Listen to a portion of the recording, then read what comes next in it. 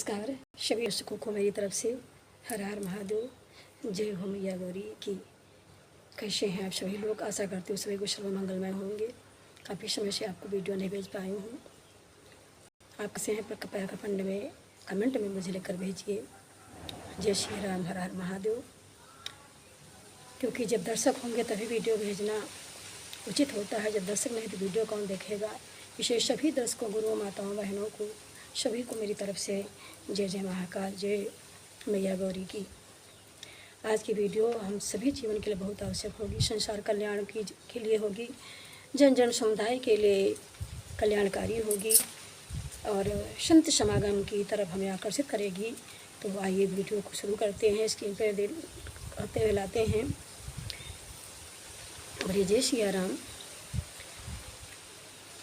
भगवान बुद्ध एक महान जन कल्याण के उपदेश मार्ग समाज सुधारक थे, संत थे और समाज कल्याण के लिए अपना एक आश्रम चलाते थे। बहुत भिक्षु भी थे। अपने आश्रम में शिष्य गणों को रखते थे। धर्म उपदेश के, समाज कल्याण के उपदेश दिया करते थे। धीरे धीरे समय पूर्ण हुआ और अपने शिष्यों को एक दिन बुलाया और जगत कल्याण के लिए धर्म उपदेश करने के हेतु जाने की जन जन में, देश विदेश में, सारे संसार में अपने इसी संदेशों को, सिद्धांतों को प्रचार प्रसार करने की आज्ञा दी।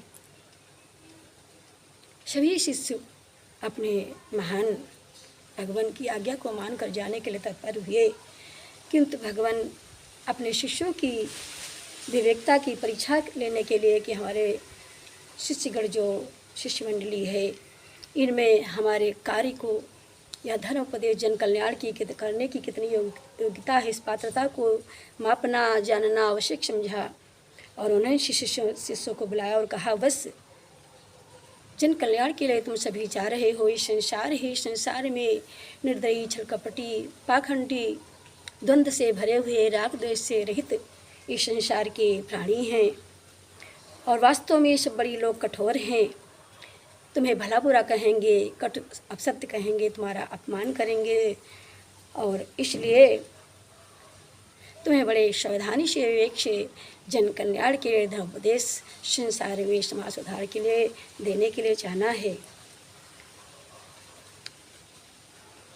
भगवान बुद्ध की बात को सुन करके हाथ जोड़ करके शांत भाव से शिष्यगण ने कहा, भगवान यदि आपकी इच्छा है तो मैं अवश्य जाऊंगा और जन कल्याण के लिए, परोपकार के लिए मुझे जो भी कष्ट सहने पड़ेंगे, जो भी अपमान सहना पड़ेगा, मैं अवश्य सहन करूंगा। वो मुझे भला बुरा ही तो कहेंगे, कटुवाड़ी कहेंगे, गलत शब्द प्रयोग करेंगे, किंतु मुझे मार तो नहीं देंगे। इस पात्रता की कसौटी को थोड़ा कसते हुए और विवेक ज्ञान को बढ़ाते हुए बुद्ध ने आगे कहा, और यदि तुम्हें वो मारने लगेंगे तो तुम क्या करोगे? निश्चित अवस्था में खड़ी होकर के पूर्ण शिष्य मंडली, शिष्यगण ने उत्तर दिया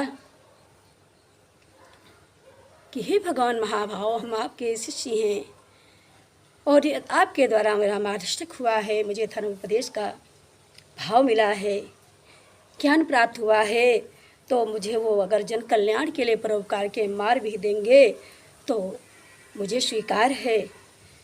वो मुझे केवल मारेंगे तो ही, अपशब्द तो ही कहेंगे, किंतु मेरे प्राण तो नहीं ले लेंगे।